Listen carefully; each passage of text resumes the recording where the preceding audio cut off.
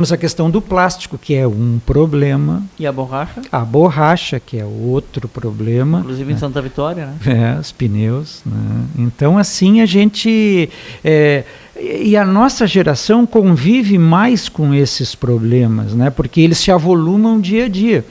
Por exemplo, ali perto de Bangladesh, tem ilhas formadas por lixo. Sim. Já não tem mais espaço onde colocá-los, então essas grandes potências elas enchem os navios de lixo e vão jogar nesses lugares, né? Então está havendo um avanço no sentido do oceano, o que causa um processo de poluição com aquele chorume que produz, né? E também pela questão do plástico que envenena os peixes, e aí depois quando a gente consome... E aí vai desembocar daqui a pouco em falta de peixe lá. Né? Com certeza. Isso aí, peixe é uma proteína importante aí para muita gente, né? Então hoje nós temos assim uma questão, eu outro dia estava analisando um texto científico que fala sobre o processo do interior da Terra não está mais girando, ele está parado, né?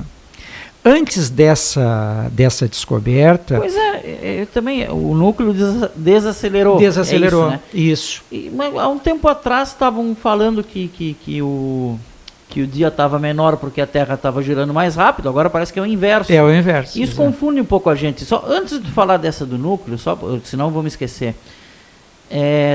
Naturalmente a gente estaria indo para um esfriamento do planeta, mas está aquecendo por causa nossa, é isso? Exatamente, está havendo esse processo.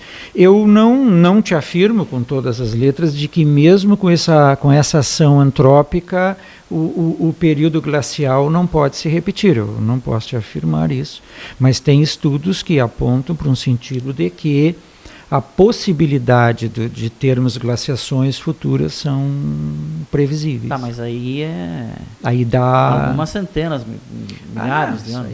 A última glaciação durou 10 mil anos, 10 mil anos. Parece assim, parece muito tempo, mas não é, né? Em termos de vida da Terra, não, isso corresponde a segundos. Claro. Né? Então, assim, só para completar o meu raciocínio, todo esse processo evolutivo que a Revolução Industrial produziu, principalmente no seio da Europa e também na América do Norte, hoje ela se estendeu para o Extremo Oriente. Nós temos a China que produz de tudo, nós temos a Índia que está entrando nesse processo também de produção larga escala.